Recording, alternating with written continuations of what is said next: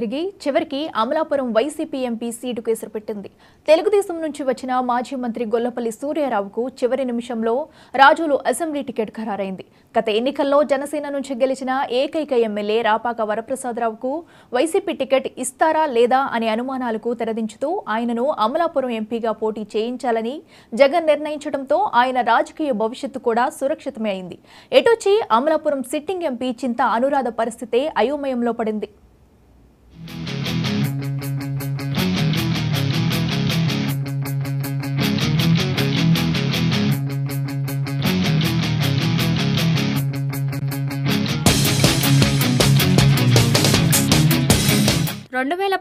ఎన్నికల ఫలితాల తర్వాత ఏపీ మొత్తం వైసీపీ ప్రభంజనం గురించి ఎంత మాట్లాడుకుందో రాజోలలో జనసేన విజయం గురించి కూడా అంతే చర్చించుకుంది. ఇక్కడ గెలిచిన రాపాక వరప్రసాద్ అంతకు ముందు 2009 ఎన్నికల్లో కాంగ్రెస్ నుంచి గెలిచారు.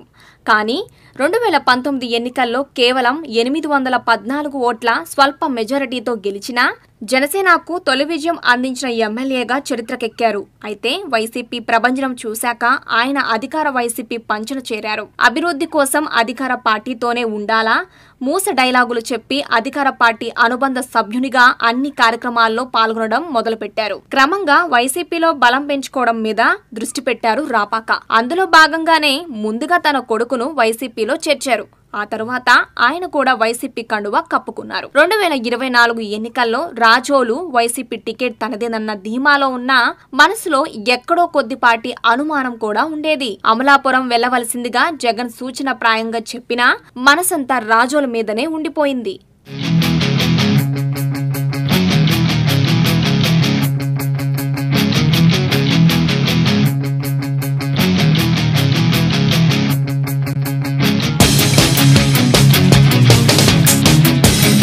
ఇలా ఉండగా రాజోలు టికెట్ను జనసేనకు ఖరారు చేశాక అక్కడి తెలుగుదేశం నాయకుడు మాజీ మంత్రి గొల్లపల్లి సూర్యారావు ఆలోచనలో పడ్డారు. గత ఎన్నికల్లో తెలుగుదేశం తరపున పోటీ చేసిన మాజీ మంత్రి గొల్లపల్లి సూర్యారావుకు 30% ఓట్లు పడ్డాయి. అంటే కేవలం 3% ఓట్ల తేడాతో ఓటమి పాలయ్యారు.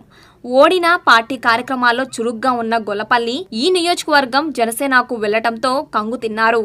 తప్పనిసరి పరిస్థితుల్లో తన రాజకీయ భవిష్యత్తు సురక్షితంగా ఉండాలంటే వైసీపీలో చేరటమే సరైన మార్గమని అభిప్రాయానికొచ్చారు. అలా ఆయన రాజోలు వైసీపీ టికెట్ హామీతో ఆ పార్టీ కండువా కప్పుకున్నారు. తెలుగుదేశంలో ఉన్న తన అనుచర గణాన్ని ఇప్పుడు ఆయన వైసీపీలోకి మళ్లించారు. ఈ పరిస్థితుల్లో ఒకవైపు సూర్యారావు రాకను స్వాగతిస్తూనే రాజోలు మీద ఆశ చావట్లేదన్నట్టుగా రాపాక మాట్లాడారు.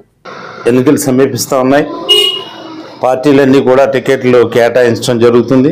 అదేవిధంగా వైఎస్ఆర్సీపీలో కూడా క్యాండిడేట్లన్నీ కూడా ఇంచుమించుగా నిర్ణయించడం జరిగింది. మొదటి నుంచి కూడా రాజోలు నియోజకవర్గంలో ఎమ్మెల్యేగా పోటీ చేయాలని చెప్పి పార్టీ ఆదేశాల మేరకు వాళ్ళు ఏది ఆదేశిస్తే ఆ రకంగానే జగన్మోహన్ రెడ్డి గారి ఆదేశాల మేరకు బస్సు యాత్ర కానీ, గడప గడప కానీ, అలాగే ఆసరా మీటింగ్స్ కానీ అన్నీ కూడా సక్సెస్ఫుల్గా జరిగినాయి.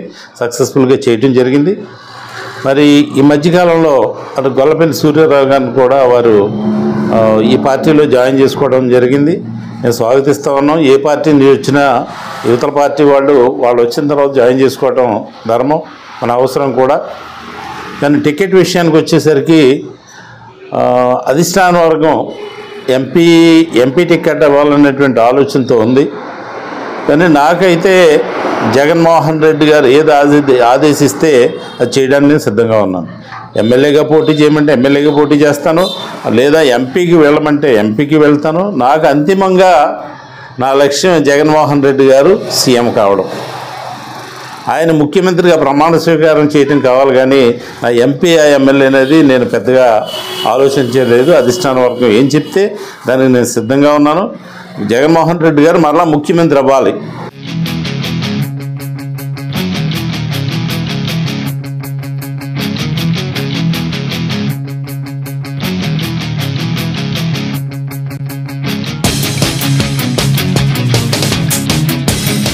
అయితే ముందుగానే సూచించిన అమలాపురం ఎంపీ స్థానం ఆయనకు ఖరారైంది. రాపాకకు అవకాశం ఇచ్చే క్రమంలో అమలాపురం సిట్టింగ్ ఎంపీ చింతా అనురాధకు అవకాశం లేకుండా పోయింది. ఆమె సమక్షంలోనే ఒక కార్యక్రమంలో రాపాక మాట్లాడుతూ అమలాపురంలో పోటీ చేయాల్సిందిగా అధిష్టానం తనకు చెప్పినట్టు ప్రకటించడం ఆమెకు తలకొట్టేసినట్టయింది. మొత్తంగా చూస్తే ఈ 4 స్తంభాలాటలో నష్టపోయింది మాత్రం చింతా అనురాధ మాత్రమే.